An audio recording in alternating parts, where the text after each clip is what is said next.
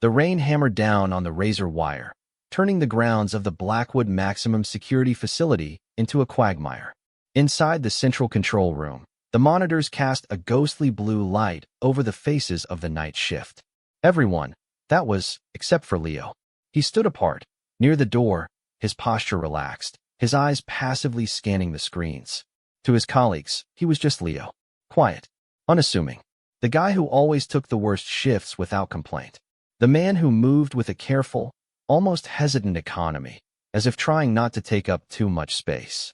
The other guards, men like Dalton and Rourke who wore their toughness like a cheap cologne, had long ago labeled him the Ghost. They called him, or less kindly, the coat rack, because of his lean frame. They joked that a stiff wind from the exercise yard would knock him over. They never saw him lift anything heavier than a clipboard. His application, a sparse document listing a brief, unremarkable stint in private military contracting, was the subject of quiet derision. He was a warm body to fill a roster, a man they assumed had failed at every other job and ended up here, watching the worst of humanity from behind a plexiglass shield. Tonight, the prison hummed with a different kind of tension. A storm had knocked out primary power to the South Block an hour ago. Backup generators thrummed, but the lighting was dim, creating long, dancing shadows in the cell blocks. The air stank of ozone, sweat, and boiled cabbage. In Cell Block D, a different kind of storm was brewing. Miguel El Lobo Rivera, a cartel lieutenant doing 3 life sentences, had been planning for months. The storm, the compromised lighting, the shift change, it was all part of his calculus. His network, a web of bribes and threats, had smuggled in components. A guard's keys, copied in resin. A length of carbon fiber rod, sharpened to a point. And word. The word had spread to 30 of the most violent, desperate men in Blackwood. Tonight, the wall was coming down. Leo felt it before he saw it. It was a vibration in the air, a collective inhale from the institution itself. He was doing a slow, solitary walk along the second-tier catwalk of Cell Block C, adjacent to D, when the first alarm shrieked, a different, more urgent sound than the routine bells. It was followed by a metallic crunch, and then a roar, a raw, animal sound of unleashed fury. He looked through the reinforced glass partition into Block D. The scene was chaos. Inmates flooded from their cells, a tide of orange jumpsuits. They overwhelmed the 2 guards on the floor, their cries swallowed by the din. He saw Rivera, calm amidst the storm, directing men like a general. They were armed with shivs, pipes wrenched from fixtures, and the deadly carbon fiber spears. Leo keyed his radio. Control, this is Mercer in Block C. Full-scale riot initiated in Block D. Hostiles have secured the main floor. 2 officers down. His voice was flat, calm, a weather report.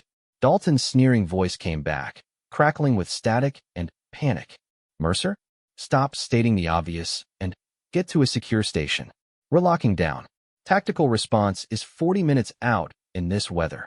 Understood, Leo said, his eyes never leaving the scene. He saw the inmates, led by a mountain of a man named Grip, start attacking the electronic lock on the bulkhead doors separating D from C. They weren't just rioting, they were expanding their territory.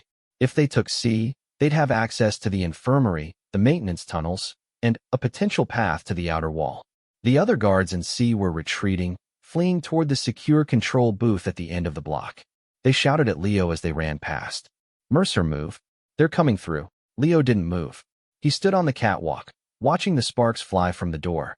His mind, a tool he kept meticulously sheathed, began its work. 30 hostiles. Confined space with civilian noncombatants. The retreating guards. Primary objective, contain. Secondary, prevent loss of life. Assets, 1 standard-issue sidearm, 2 spare magazines, a telescoping baton, a can of OC spray, the environment. With a final, shuddering groan, the bulkhead door between cell blocks D and C gave way. The first wave of inmates, high on adrenaline and the promise of freedom, poured through. They saw Leo, a single guard, standing alone on the high catwalk. To them, he looked like a scarecrow. An easy first kill. Grip pointed a pipe at him, grinning a mouthful of rotten teeth. Look at this. They left us a welcome present. They surged toward the catwalk stairs. Leo finally moved. It wasn't the frantic scramble they expected. It was a turn, unhurried, and a walk, not away from them, but along the catwalk toward the center of the block, drawing them in, away from the fleeing guards now safely locking themselves in the booth. He stopped at the top of the stairs, a lone figure against the dim emergency lights. The first inmate, a wiry man with a shiv, took the steps 2 at a time. Leo's hand blurred. There was no dramatic wind-up. A sharp, precise extension of the baton cracked against the man's wrist. The shiv clattered away. A redirect of momentum, a foot placed behind the inmate's ankle, and the man was tumbling down the stairs, crashing into his comrades. It was fast, clinical, and utterly silent from Leo. For a second, the mob hesitated. It was a fluke. Had to be. Then, 3 came at once. Leo became a vortex of efficient motion. Every movement had purpose. A baton strike to a kneecap, a joint is a joint, whether on a battlefield or in a prison.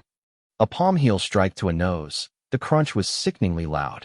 A throw that used the man's own charge to send him over the railing to the concrete below, a 20-foot drop, non-lethal but incapacitating. He wasn't fighting. He was dismantling. Each action was a solution to an immediate problem, executed with a cold, geometric precision. He retreated, step by step, down the catwalk, drawing the enraged group further from the control booth, into the heart of the block. They were getting smarter, trying to flank him. One climbed onto the railing to jump onto the catwalk ahead of him. Leo didn't look. His baton shot out in a backwards thrust, catching the man in the solar plexus. The inmate folded, gasping, and fell. From the control booth, Dalton and the others watched, mouths agape. The security feeds showed a scene that defied logic. The ghost was moving through a sea of violence like a man walking through a dense fog, untouched. His expression hadn't changed. It was calm, focused, almost detached. He wasn't breathing hard. On the floor, Rivera watched, his smug certainty fraying. This wasn't part of the plan. This quiet guard was a bottleneck, a cork in the bottle of their riot. He'd taken down 8 men without firing a shot. He was hurting them. Enough, Rivera barked. He's one man. Swarm him. Take his gun. The mob, fueled by Rivera's command, renewed its assault with a frenzied charge. They flooded the catwalk from both ends. Leo was now surrounded on the narrow metal walkway. He assessed. The calculus changed. Containment breached. Lethal force authorized. His hand went to his hip. But he didn't draw his pistol. Instead, he pulled the can of OC spray. As the first inmate lunged, Leo sidestepped and delivered a short, targeted burst directly into the man's eyes. He did it again, and again, a mist of chemical agent creating a choking, blinding cloud on the confined catwalk. Men screamed, clawing at their faces, stumbling into each other. Leo moved through the chaos, a shadow among blind, thrashing forms, using precise strikes to disable those still standing. From below, Rivera saw his plan unraveling. 30 men, and 1 weak guard was turning his army into a weeping, vomiting, disorganized mob. A cold, unfamiliar knot of fear tightened in his gut. He looked at Leo, really looked at him. The posture, the calm, the horrifying efficiency. This was not a failed cop or a washed-up contractor. This was something else entirely. A predator that had been masquerading as furniture.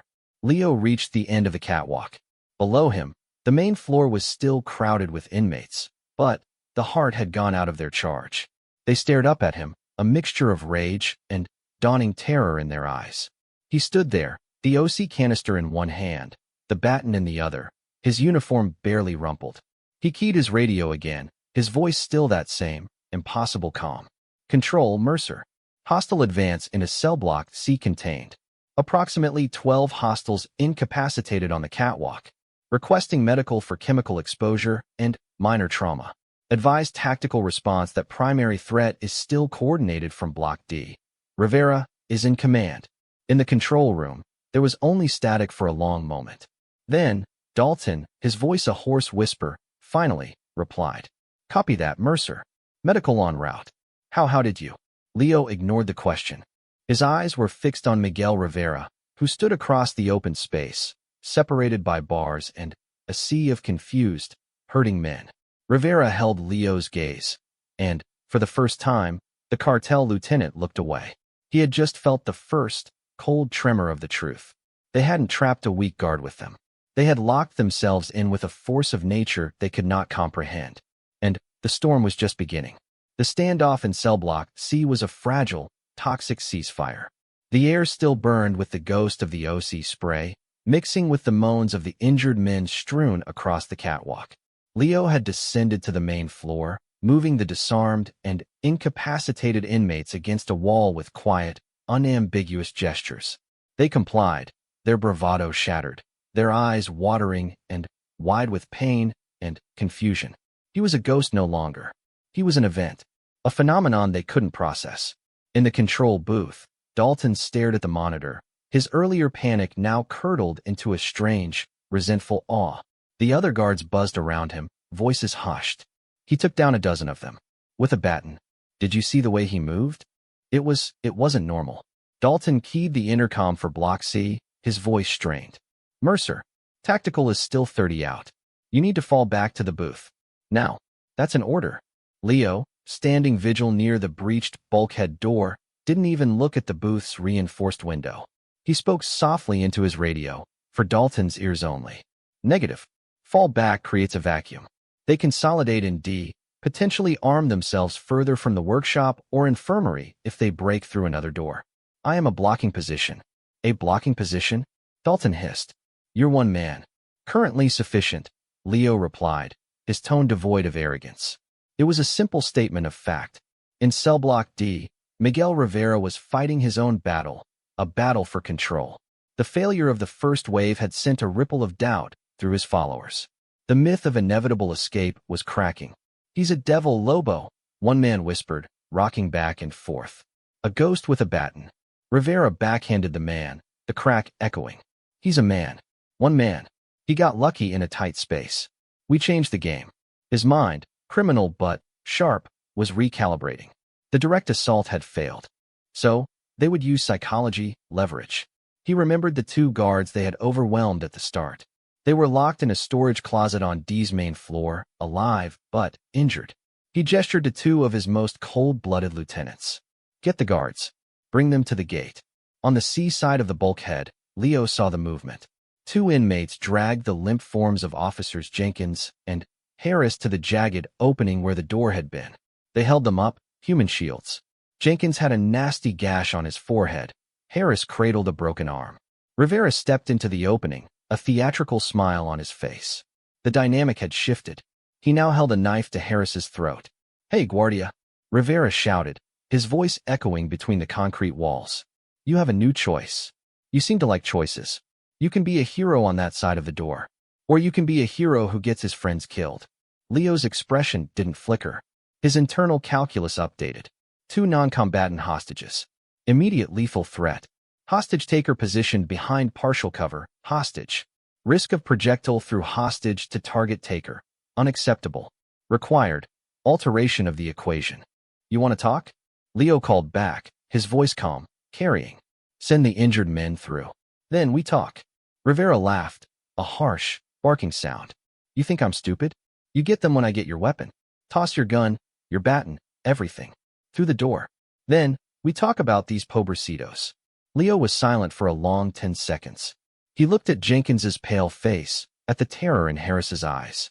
He looked at Rivera's triumphant smirk. The other inmates in D were gathering behind their leader, emboldened by the leverage. Okay, Leo said, his voice dropping, feigning defeat. It was a subtle shift, a softening of his posture. He slowly unclipped his holster. In the control booth, Dalton gasped. He's actually going to do it? The idiot. But Leo's movements, while slow, were deliberate. He didn't toss the weapon. He bent down, as if to place it on the floor just inside the C block. As he bent, his body was obscured for a second from Rivera's direct line of sight by the door frame. It was the only window he needed. His hand didn't go to his service pistol. It went to his boot. A motion practiced 10,000 times in dust-choked yards and on night-blackened ranges. When he straightened, he wasn't holding a standard-issue sidearm.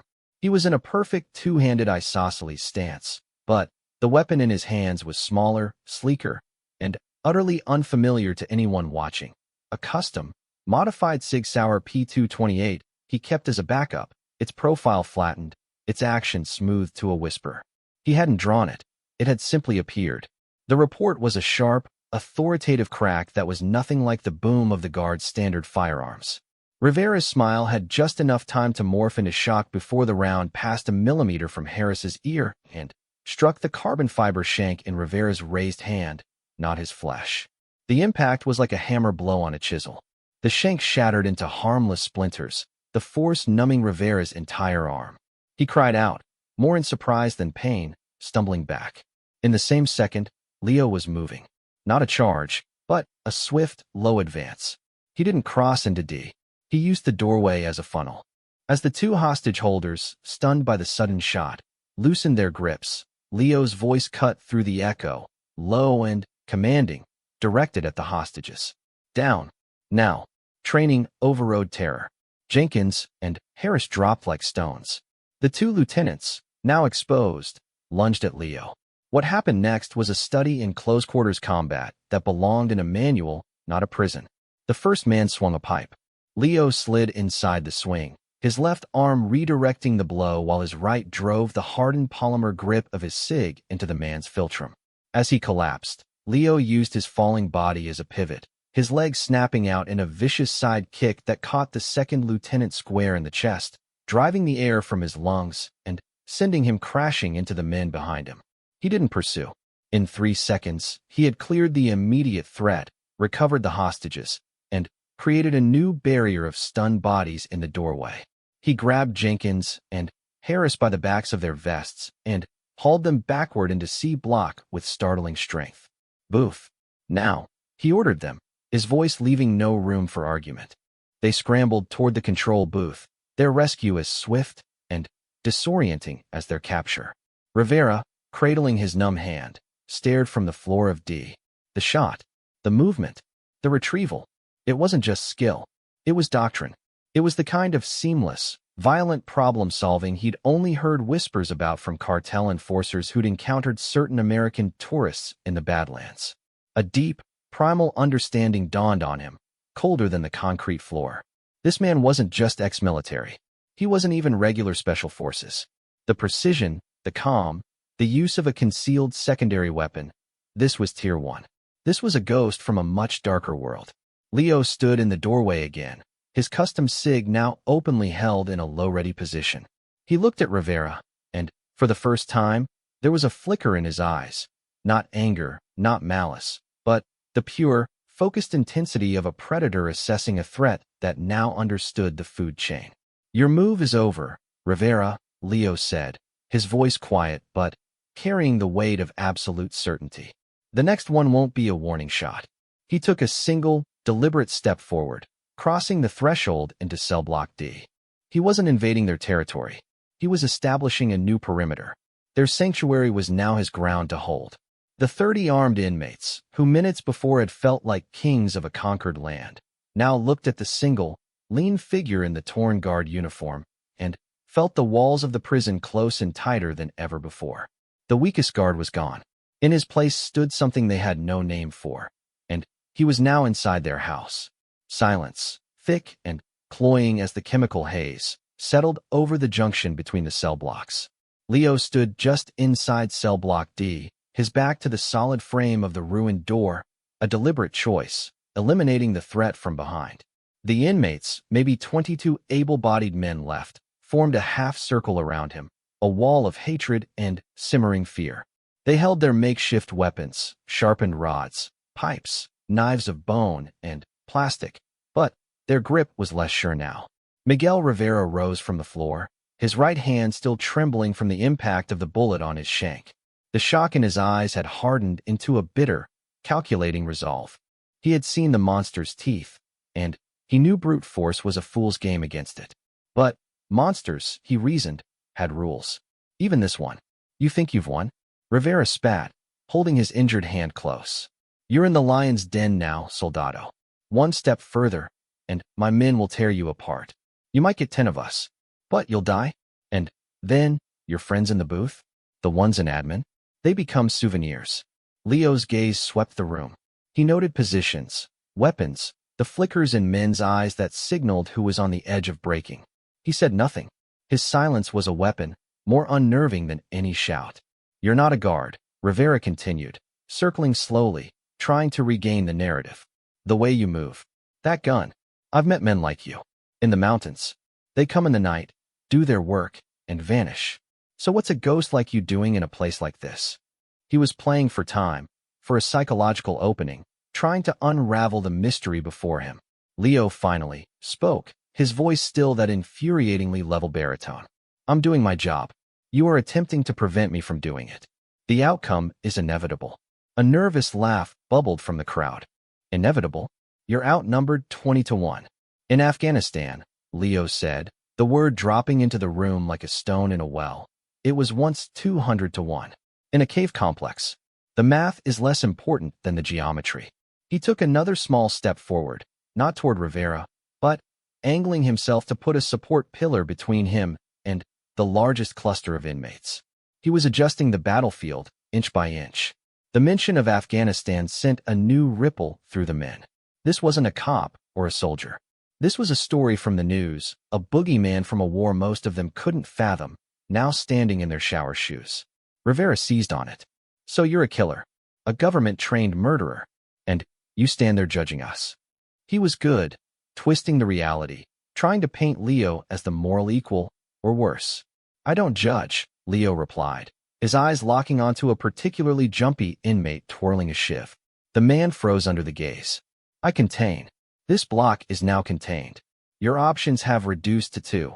Wait quietly for the tactical team, or force me to reduce your capacity to wait. It was the cold, clinical language that broke a man. A hulking inmate named Bishop, fueled by rage and humiliation from the catwalk, snapped. I've had enough of this crap. He charged, a heavy pipe raised high. Leo didn't shoot him. He moved with him. As the pipe descended, Leo stepped inside the arc, his left forearm checking the swing, his body spinning into Bishop's chest. It looked like a dance move. Then, his right elbow stamped upward into Bishop's jaw. There was a wet crack.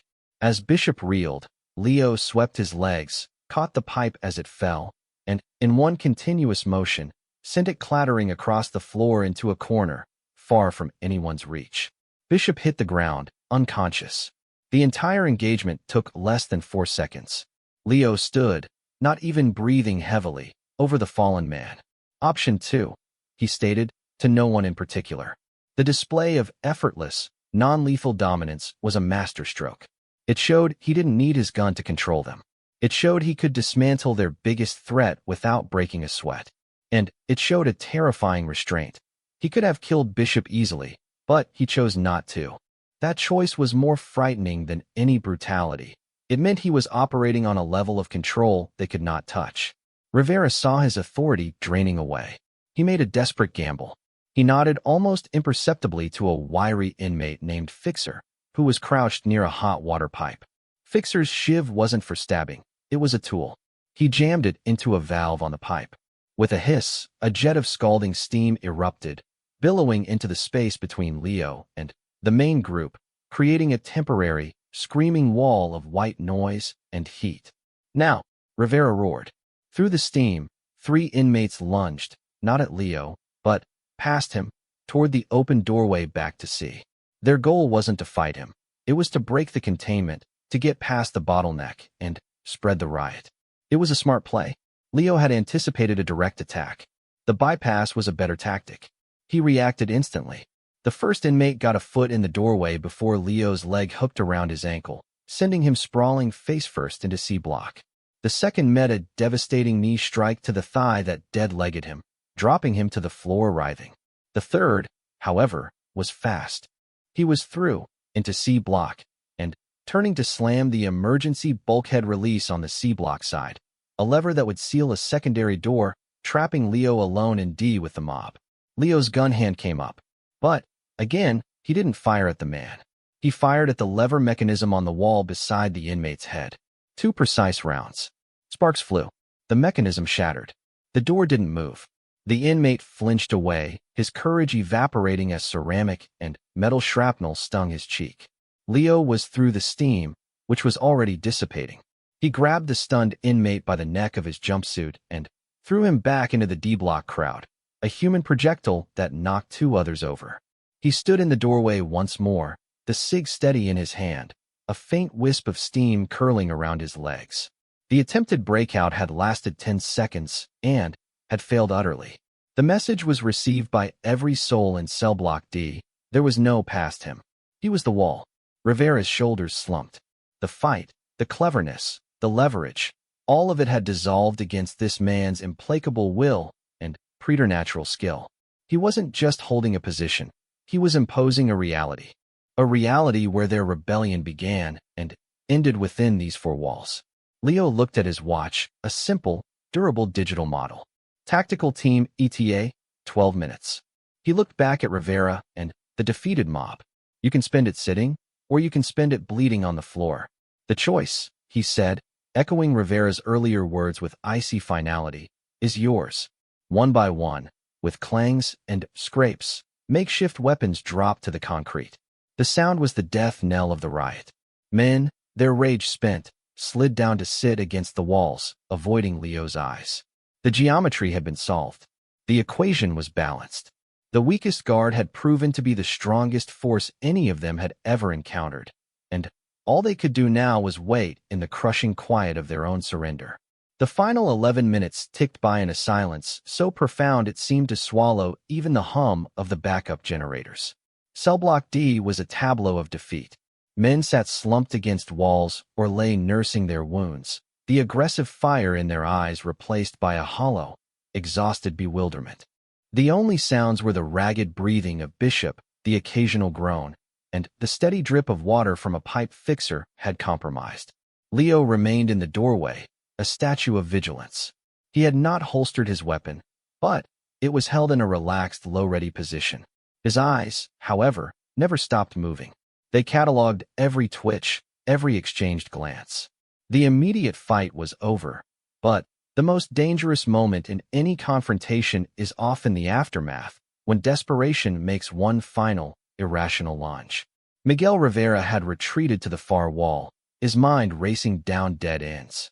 He watched Leo, truly seeing him now.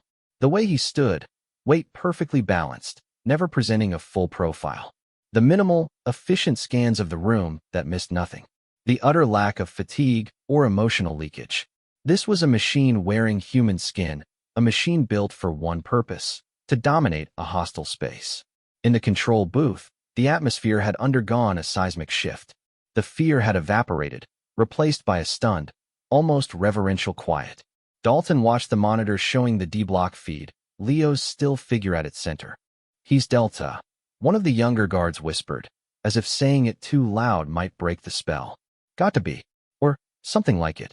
Dalton didn't scoff this time. He just nodded slowly, a lifetime of assumptions crumbling. The sparse resume, the quiet demeanor. It wasn't weakness, it was the ultimate competence, so deep it had no need to announce itself. He keyed the mic to the warden, who was holed up in the admin building. "Sir, situation in C and D is contained. One officer holding the breach point. Inmates are standing down." "One officer?" The warden's crackling voice replied, incredulous. "Dalton, what in God's name is going on over there?" Before Dalton could formulate an answer, a new sound cut through the silence. Not from the blocks, but from outside. The distinct, powerful thrum of diesel engines and the crunch of heavy tires on gravel. Flashing red and blue lights strobed through the high, barred windows, painting the concrete walls in fleeting washes of color. The tactical response team had arrived. The effect on the inmates was immediate. A jolt of panic went through them. For some, the sight of the outside world's response triggered a final, feral instinct to fight rather than be caged again. A man near the back, seeing his lifetime of imprisonment crystallize in those flashing lights, let out a strangled cry and grabbed a piece of the shattered door, lunging not at Leo, but toward a fire alarm panel on the wall, a final act of destructive spite. Leo moved. He didn't shoot. He closed the distance in a blur. A sharp, downward strike of his gun hand's forearm onto the inmate's wrist. The metal piece clattered. A follow-up stomp to the instep. A controlling twist of the arm, and the man was on his knees, subdued, crying tears of pain and utter futility. It was over before the other inmates could even process the movement. Leo looked up from the subdued man, his gaze sweeping the room, a final, unspoken warning. No one else moved. Outside, The professional clamor of the TRT echoed, barked orders, the clatter of equipment, the heavy thunks as breaching tools were prepared. They were coming in hard, expecting a war zone. Rivera finally found his voice, a dry rasp directed at Leo. They'll come in shooting. Because of you. Men will die. Leo looked at him. No, he said, with utter certainty. They won't. He keyed his radio. Control, Mercer. Inform TRT commander. Primary hostiles in D block are pacified and disarmed. No firearms in inmate possession. 2 hostiles with projectile weapons neutralized earlier. I am the only armed friendly in the block, positioned at the DC breach. I will be holstering my weapon prior to their entry to avoid blue on blue. Have them come in quiet and firm. The fight is over. The order in his tone was unmistakable. He wasn't requesting. He was instructing the world on how to manage the peace he had created. Dalton, hearing this, quickly relayed the message to the TRT commander on a separate channel. There was a moment of tense radio silence. Then, a gruff, skeptical acknowledgement. Inside D block, Leo slowly, deliberately, holstered his custom SIG. The act was more powerful than any drawn weapon. It was a statement of absolute control. He then placed his baton and OC spray on the floor at his feet and took 2 steps back, his hands held open and slightly away from his body, a picture of non-threat to the approaching team, but his posture still radiating an authority that filled the room. With a series of heavy crashes, the main exterior doors of Block C and D were breached simultaneously. Black-clad, armored figures poured in, rifles sweeping the corners. They flooded C block and stacked up at the ruined inner door where Leo stood. The TRT leader, a mountain of a man named Vance, pushed through, his rifle pointed at the floor, his eyes wide at the scene. He saw the broken men, the discarded weapons, the 2 unconscious forms, and the single guard standing calmly in the center of it all, his uniform the only one not drenched in sweat or panic. Vance's eyes met Leo's. He saw something in them, a flat, operational calm he recognized from a long-ago joint training exercise with individuals whose unit patches he wasn't allowed to mention. The pieces clicked. Mercer? Vance asked, his voice tight. Yes, sir, Leo replied. Block is secure. Leader is Rivera, against the far wall. Recommend processing from the rear forward. They're compliant.